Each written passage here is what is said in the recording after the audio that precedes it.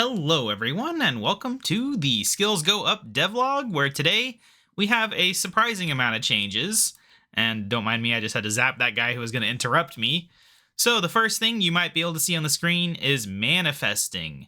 Now, the idea of manifesting is it's how you create Pico shards. And oddly enough, this is for some reason a skill that I hadn't put in my design document when it's kind of obviously something we would need.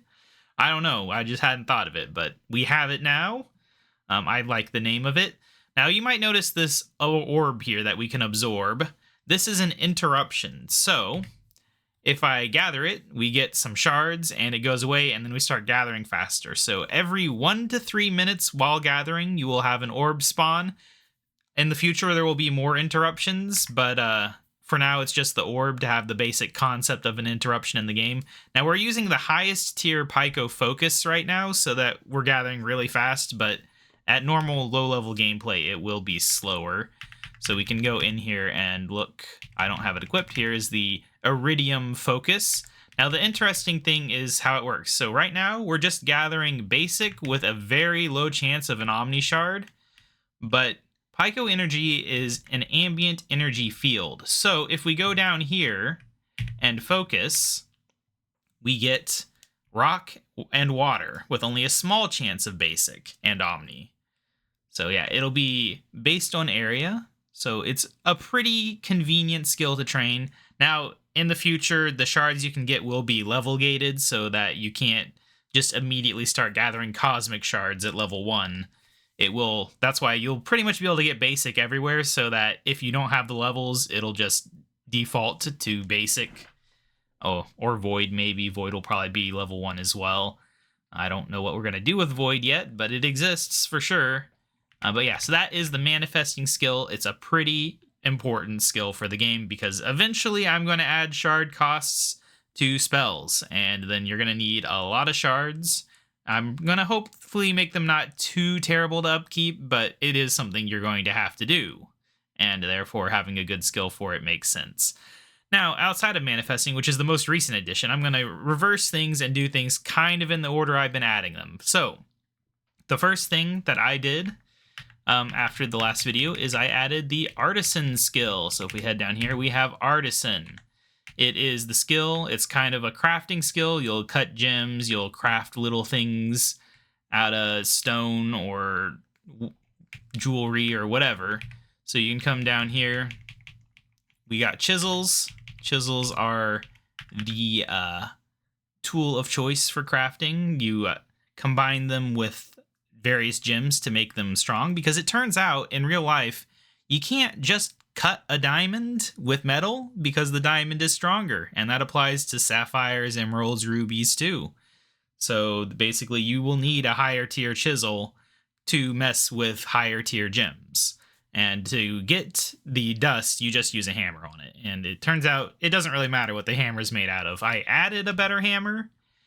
Theoretically, I've added higher tiers of a lot of tools, but they don't actually do anything right now besides just be higher level. In the future, they might make you do things faster, have a higher success chance, be required for certain things. In some cases, they are required for certain things.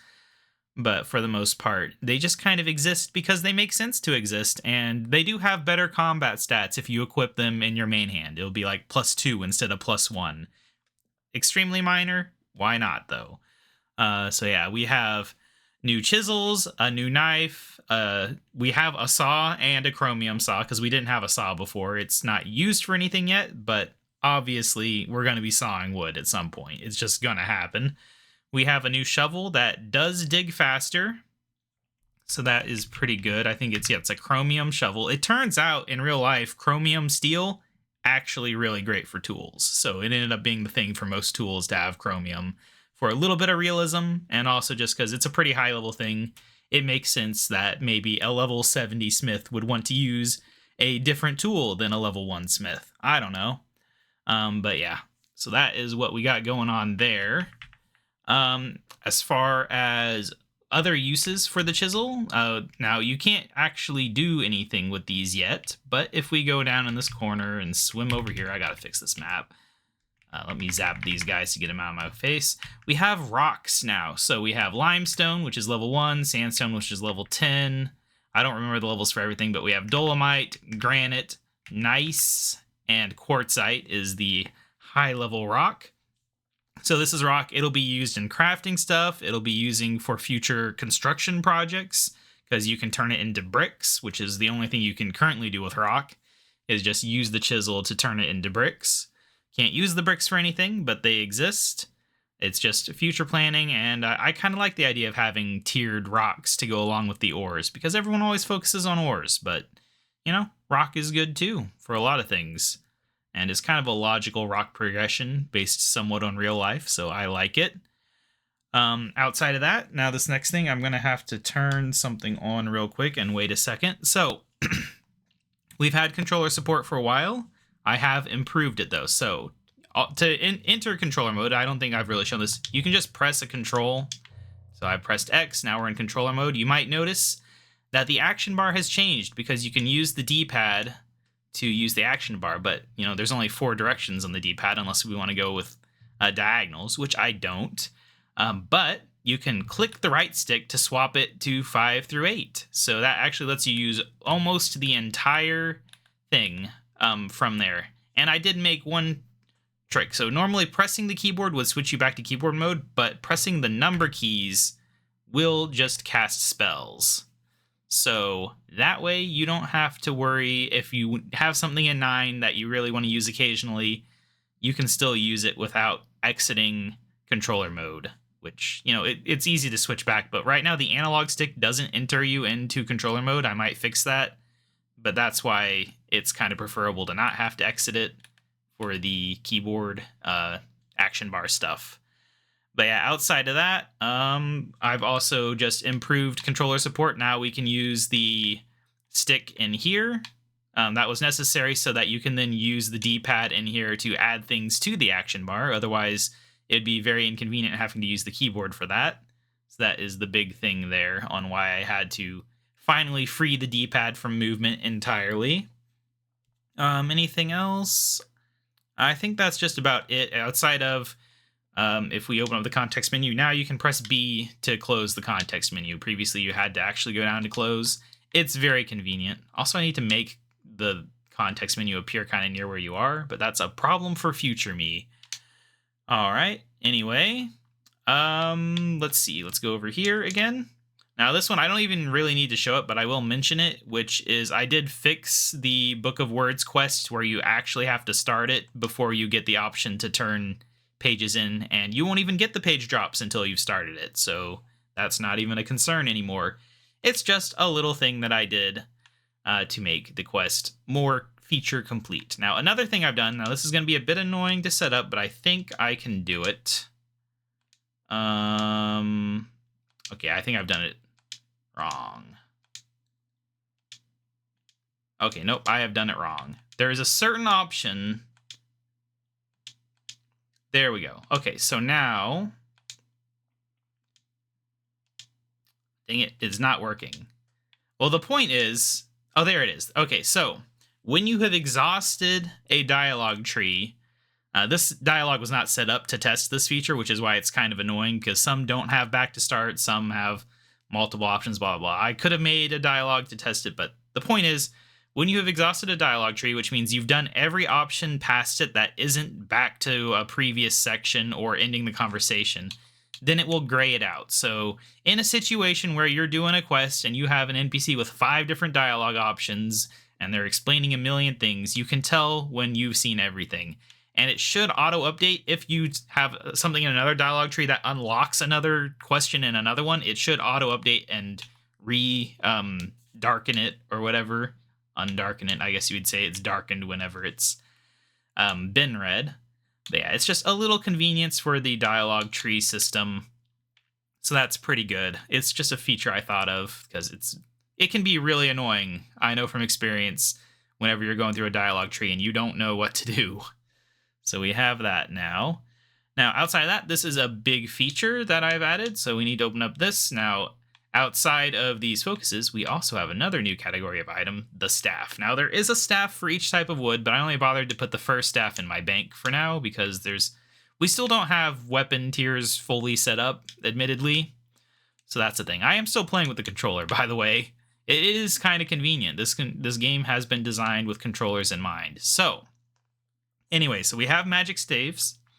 The big reason to have them, besides just having a weapon for magic, because that makes sense, is auto casting. So, this is kind of our first step towards the actual intended combat system, because previously it's just kind of been testing, like spamming spells with the action bar that can hit anywhere on the map is kind of overpowered, you might understand. So, autocasting, certain spells will be listed as autocastable, not only combat spells, but also other spells. Now, autocasting doesn't necessarily mean that it just does it automatically on its own. It just means that you don't have to do anything to do it except press the attack button. So we can go ahead and go into Firebolt. We've set Firebolt as the autocast. Let's equip that staff. And now, whenever we press the attack button, it will attack with that. And if you hold the button, it should auto attack, but that doesn't work with magic right now. We'll have to test that with melee real quick. At least I don't think it works with magic. It didn't seem to be, but I always underestimate the delay between attacks. But yeah, so if I hold it, it's like a 2.5 second delay between attacks right now. It feels slow, but that's because there's no attack animation. If there was like an actual punching or sword swinging animation going on, it would not feel quite so slow, I believe. But I'm also open to adjusting the timing of it all. It's all testing right now. Just trying to figure out what numbers make sense. And we do have a feature where daggers will attack faster. They'll attack every 2 seconds instead of 2.5. So that is nice. Attack speed will be a big thing in the future, I'm sure. Now, the next thing is we're going to have to re-equip the first staff. So you might notice we have a targeting reticle. So it tells you whenever you are in range of attacking an enemy. Right now it only works with ranged and magic weapons, not with melee. But I do intend to add it with melee in the future. Now, an interesting thing is if you... what button is it on the controller? Okay, so if you press X on the controller or C on the keyboard, it enters a locked target cycling option. So what that means is if you are in range of multiple enemies now, you can choose which one you're targeting. It'll turn gold on the current one, which means it's locked, and then you can press it again to cycle through anyone in range. And speaking of range, I have been adding a lot of new options. So we can go ahead and enable show weapon range, which will show you your attack range. Attack range is influenced by your accuracy level. So this is your minimum accuracy, but if we go in here and read the Omni skill book, you can see this is maximum range if you don't have any other boosts to range. Now, there are ways to boost range, of course, with accuracy, I mean. So you can go even bigger than this, but this is already pretty big. Now, our problem is I've kind of killed a lot of the enemies, so there's nobody else coming around for me to cycle through, but that is actually not a problem because we can go in our equipment, go down to main hand, set autocast, and we are going to set the autocast to telegrab. So now, whenever I press X, we can cycle through all the items in range, and it will, of course, telegrab whichever one I choose. Realistically, I don't know how useful this is for telegrab, but it makes for a good test case. And if there was an item that was booby-trapped, I guess, maybe you would want to telegrab the correct one, and this could be a little mini puzzle. That would be nice, wouldn't it? All right, so that's that. Let me look at my changelog real quick. Am I forgetting anything? Right, sticky targeting. I don't really need to show that. It's an option in the settings. Basically, it just means that it automatically goes to the golden perma selected one. And what that means is if I was targeted onto this enemy with sticky targeting, then it would never switch to another enemy, even if they got closer to me. It would only switch if I killed the enemy or if that enemy went out of range. So it's probably better for more technical minded players. It also means you only have to press once to initially swap because it will always be in the target cycling mode. You don't have to enter it. So that would be convenient too. And in terms of accuracy, I did make it where you get accuracy XP from combat now. You get 1 XP from a melee hit and 2 XP from any targetable skill. Combat specifically, telegrab doesn't give accuracy because it's not really an accuracy type thing.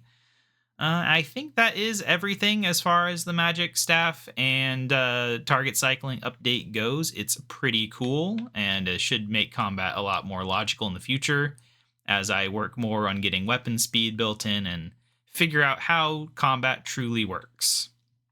Now, next up, let's go ahead. Let's use our staff for this. We will set our staff to spring water. It's a new spell I added.